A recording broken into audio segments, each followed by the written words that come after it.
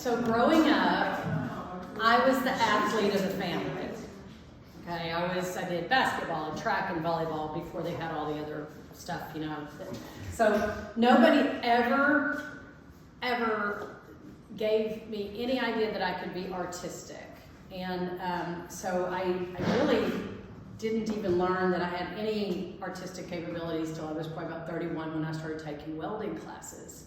And I had an amazing wool instructor that really encouraged me and said, "You've got this. You're one of the best welders I've ever seen. You need to keep with it."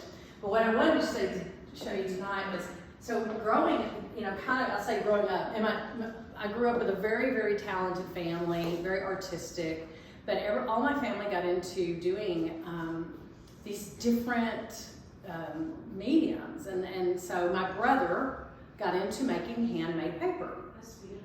So this is the end of what he did, and he laughs at me because he goes, "You still got some of that?" I mean, he was in his 30s. And I said, "Yes, I kept it, and I cherish it, so I just keep it." My mother was very, very talented as well, and she was a jeweler. Ooh. And so she started she was really a great jeweler. She made huge, big, I call them twisted sister type things, but she did a lot of these type pieces. My mother passed in 2018, and I still have a lot of her jewelry that I'm still trying to sell. That was my mom's angel self right there. So anyway, so she did the jewelry, and then my dad, my stepfather raised me, and so my dad started working in Aspenwood to make furniture.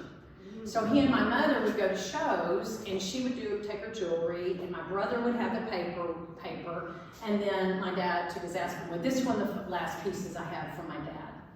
So, and I just it's been out in the garage because it's dusty, but I have a headboard, this, and a ladder from my dad. So I just helped set up shows. That's what I did, was I'd go to shows and help them set up. And so when I was traveling with my job, and I like 29, 30 years old, and I just said, you know, I went to Pier 1 one day and I said, "These prices are ridiculous. I'm not doing this. I'm gonna go learn how to weld." And that's how I started welding. Wow. So I did shows. I've done shows, did shows since I was probably 31. Metal is not easy to lug around over time. I was extremely strong in my 30s and 40s, by the way. And then I married a Swedish boy, and he finally said I cannot be a Swedish pack mule for the rest of my life. So, because he was helping me carry it. So the end of my story, though, is when my mother passed, I started beading longhorn skulls and some skulls. I was finding skulls, and she had the beads, and so I was helping her use them.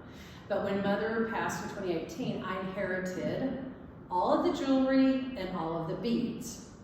What was I going to do with them? I had huge bead sales, got rid of a lot of them, and so what I ended up doing was I made these longhorn skulls. And so I cherish them because they're not just about the beauty of the animal, but they're part of my mom.